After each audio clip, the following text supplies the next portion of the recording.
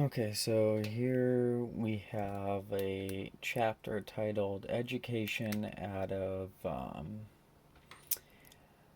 Let Us Now Praise Famous Men by a guy who I would say views himself as a revolutionary, but doesn't consider himself a good one. Why? I didn't exactly get that out of this chapter.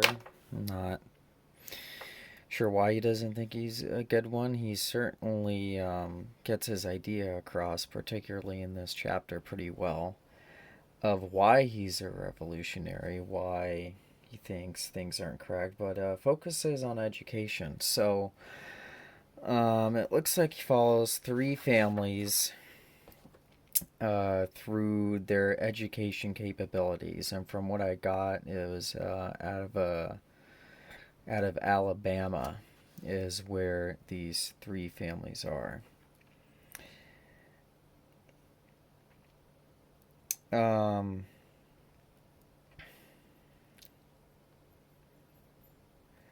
so his number one thing that he focuses on is teachers, and his complaint is that teachers themselves are actually uneducated or not educated enough, and and he hints on that, but he also his real big complaint is whether how educated they are or not is that they're not good educators. And it's not enough that you can know what you're teaching about, but how can you teach it to um, students with different issues? And we go through here, and he mentions students that have the potential for intellect. However, their educators, whether it be their parents, whether it be the actual teachers, are actually not able to teach them in a good way or conform, or they just don't care enough to teach them in a manner that the student can understand.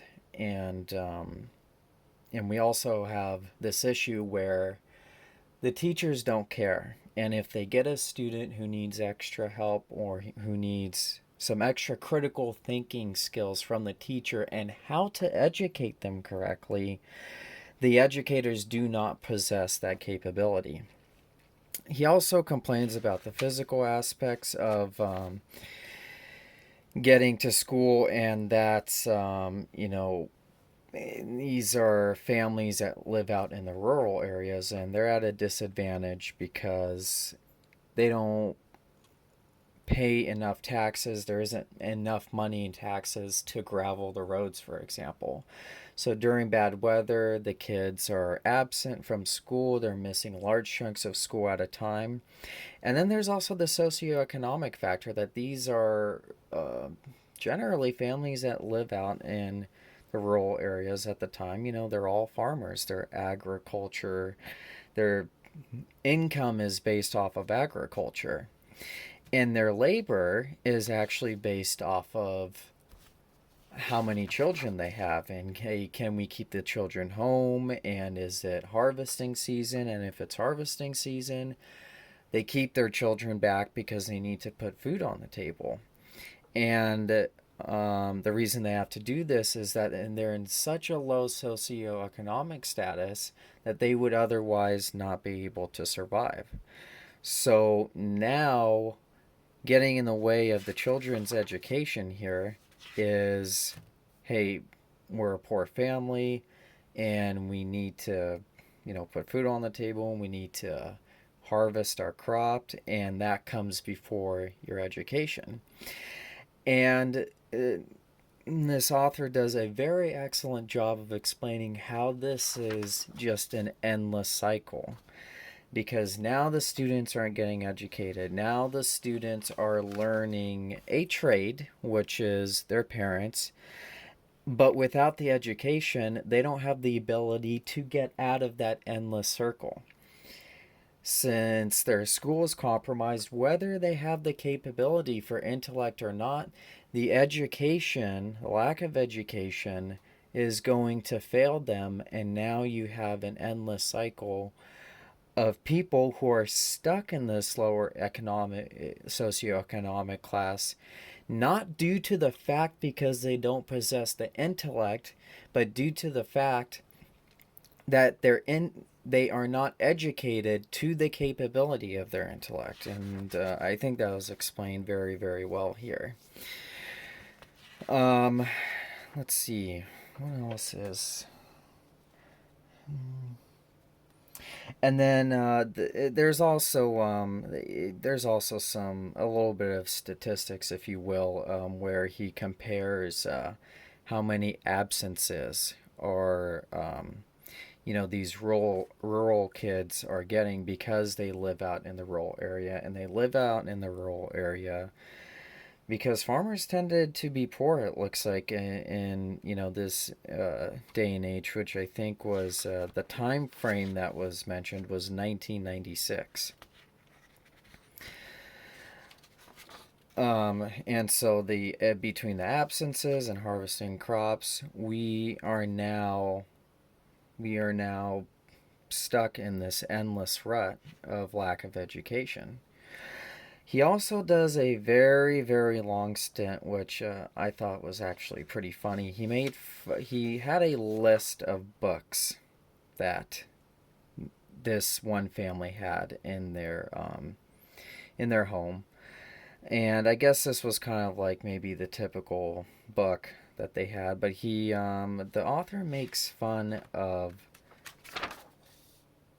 the titles here, and he just rips on these books. And this champion arithmetic book is really what got my attention. It's a 510-page book, and the final problem on it is Janet bought 1.25 pounds of salted peanuts and half a pound of salted almonds. Altogether, she bought pounds of nuts. And I say it that way because I assume it was actually written that way. And for that to be the kind of book, a 510-page arithmetic book, and for that to be the hardest question, and it says the final problem, meaning like this is the big one, we've been working you towards. And it is just to me, one of the simplest problems you could possibly have. But he doesn't just harp on these families. He says too much of America is like this. So this is really interesting. Let's see what else we have. Then he has a whole section where he has a certain writing style for the first half of this chapter, and then he gets more into kind of an explaining mode. And here it is, a few notes here.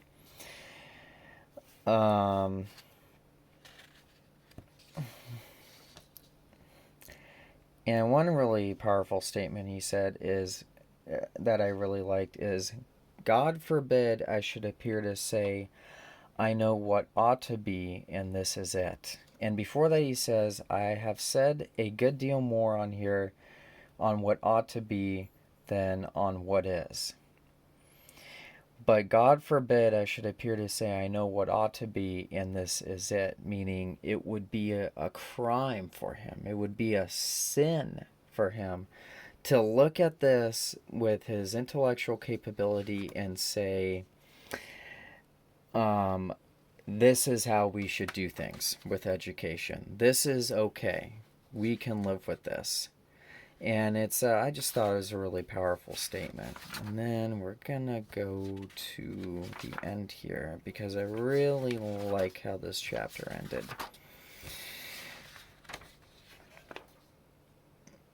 Here we go. He ends with, but so are resourcefulness against deceit and against strangling, and so are pleasure and joy and love and human being. And a human being who is deprived of these things and of this consciousness is deprived almost of existence itself. And this is apparently why he thought it was so important to write this entire book. This is what he believes. He has spent 20 years apparently researching this, and that one sentence right there explains why he put so much time and effort into this.